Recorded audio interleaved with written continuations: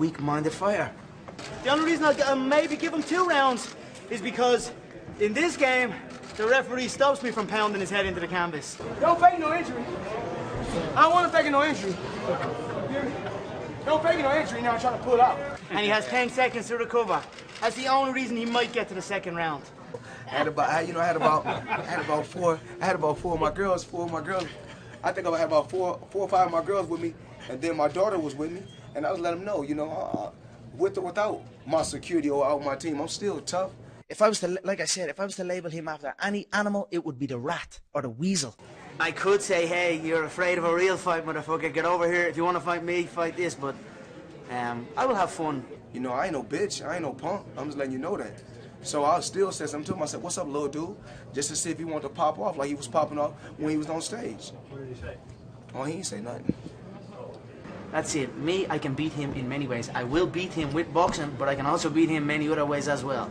It wouldn't take me very long to dismantle him, limb from limb. Oh, Conor McGregor, I feel the power. Oh, I feel the power. Oh, I feel the power. Oh, I feel the power. Stop it. Get some help. Have you seen him? I haven't seen him. He's been in hiding. He used to be everywhere. Now he's hiding behind these little strip club things, or whatever he's doing. Trevor, tell me when I start working. Tell me when I start working. Tell me when I start working. You can hear it in his voice, you can see it in his eyes, you could feel it in that gym yesterday. Don't lie, don't act like there was no. Where was the energy? Where's the tempo? He was talking over fatigue. He was trying to talk his way out of fatigue. Hey, switch that song, do this, do that. You walking out to beat this man, or you walking out there to embarrass him? Both. Both. I see a beaten man in his eyes, in his body language, and everything he does. So that's it. I'm gonna spark him. I don't care about all that. This can't be a defensive fight. Excuse me? I gotta go to him. I gotta go to him. Are you saying that you're going to go to Conor McGregor?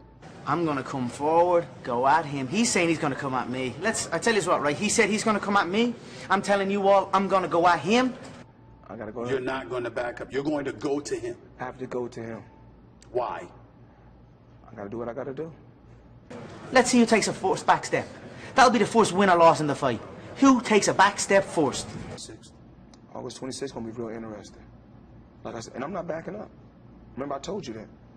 You're not backing up. I'm not backing up. We ain't gonna see you backing up. We ain't gonna see you retreating. We ain't gonna see you moving away from that left hand of his. So you can all sit there ringside and watch it and say, okay, Floyd took a back step first. That's the first defeat of the fight. So there you go. We'll see what happens on the night. 8 ounce or the 10 ounce gloves, do you predict a knockout? If he's going, I'm saying that he believes that it's not gonna go past 4, and I believe that it's not gonna go the distance at all. I don't know what else to say.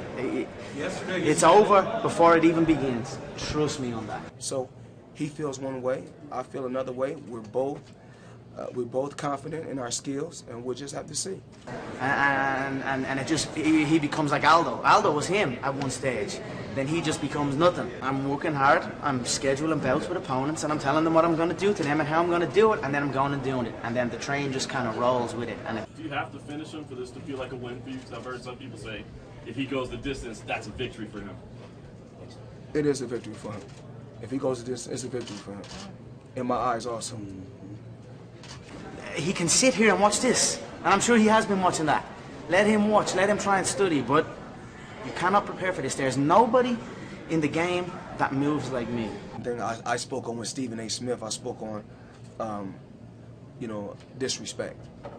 I know he's fast, I know he's got good reflexes, I know he's experienced. I don't care. I hit you, you fall, and that's it. He will be unconscious. Is southpaw different for you in terms of preparation? People have said that you struggle with southpaws, but you've not lost to them. Well, last time I checked, I was undefeated against, whether you was orthodox or southpaw, I was undefeated against you. So everybody's entitled to their own opinion. And this one is supposedly the big one. Wait till you see when he falls, how he's all write him off after this. You know, calling us monkeys, you gotta realize we went through years and years of, just up and down. And the black Americans went through a lot. I just didn't like when he called us monkeys. think that was totally disrespect. I didn't hear that. I know he called boy. I know he said boy. I didn't hear monkeys. He called us monkeys. He knows there's no racism from me. His father knows. Ellerby knows. Ask these people. He said I labeled him a monkey. I never once in my life labeled him or any African American a monkey, and it annoys me that he's even bringing this type of stuff up. The same way he called us monkeys, we're gonna see if he say that August 26th. But I'm strong. I'm a strong individual. We live and we learn, and hopefully, after August 26th. He won't be speaking the same language. If I was to, like I said, if I was to label him after any animal, it would be the rat or the weasel. Because that's a rat and a weasel move, trying to manipulate someone's words and try and create something. His head slapped around. He keeps talking about under the lights. He keeps saying he looks good in the gym. I look good everywhere. I look good in the gym and I look good under the lights. In fact, I look better under the lights. Not bad. He stole my blueprint and ran with it, but it's all right. You think you've taken him out of his comfort zone? Of course I have. You all know. Listen to his words. Look at his demeanor, his energy levels. It's a man that's accepted it. So that's it.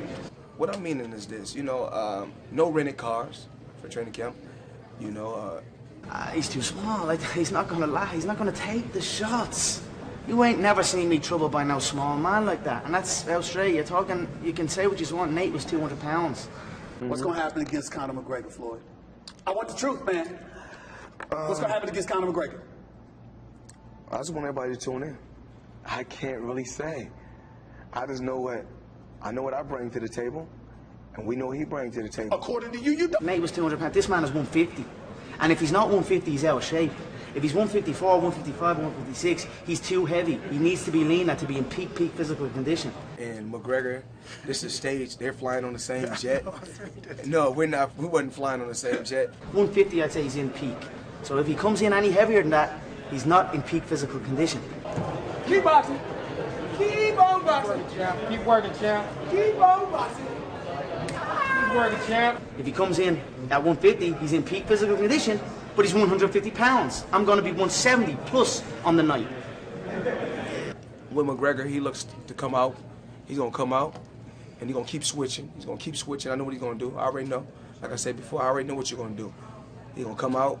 He's going to come out southpaw, then he's going to switch the other way. He's going to keep switching. But when you keep switching, all you're doing is burning energy. I will contend in boxing bouts going forward, and I will contend in mixed martial arts bouts going forward. I will rule both with an iron fist. I just see a drained individual. Thanks, Donatella. Whatever you are, baby. So let me give him some. Let me give him some knowledge so that he can see. As you keep switching, you're burning too much energy. Wow. What makes you so much better than Floyd Mayweather? Everything. I move different. I strike different. I'm from a different game. I'm from a more ruthless game. That is also an added bonus for me that maybe previous boxers that went against him couldn't have. Because they have no other skill set that could dismantle him. They just know how to box, and they cannot beat him with boxing. The face of the fight game, period. And I'll rule over both with an iron fist, an iron left fist. But if you sweat the left, you'll eat the right. I gotta go at him. And most likely he's gonna agree with me. Or we're gonna agree. We're gonna have I'm pretty sure we're gonna have a hell of a game plan whipped up. I'm the one that, all on them world tours, who went viral? I went viral multiple times in that world tour. The fuck you suit, the mink coat, the money. Even he tried to throw the money on, and I was like, I went viral because.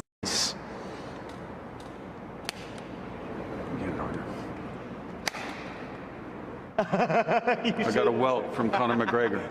Tell me about your dinner Wednesday night. Straight to the chase. How are you? Nice to meet you. We already did that. Yeah, I met with Dana and Mr. Fertitta. Good conversation, like it always is. We have a good relationship. It is what it is. It happens. This is the fight game. Sometimes emotions get into it, but it's important to recognize that emotions have no place in business. So that's essentially what it was last night. We just set it aside. There's no place for emotions in this. We are doing beautiful things. So let's continue. Let's fix it and continue. In our terms, if it were a football field and you guys are back like at the 20, did you advance it? Where are you? Are you across midfield? Are you driving? Where are you? I'd say we're nice in the middle, sitting in the middle, in a good place. Better than where you were? Yeah, of course, of course. While this impasse was taking place, you were writing what you wrote on Facebook, and they had their comments, and there was this insistence that as one of ours, you're required to go do this and go do that, and I think you took exception to that your existence is promotion. It was a publicized civil war. I was going through some things. There was some crazy stuff going on back home.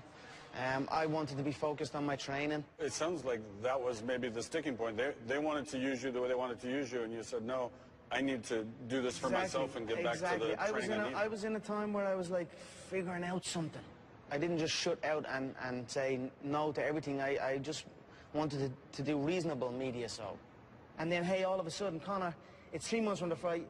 We've got to drag you 40-hour flights to come and do a run around New York, Vegas, California, 70 press conferences,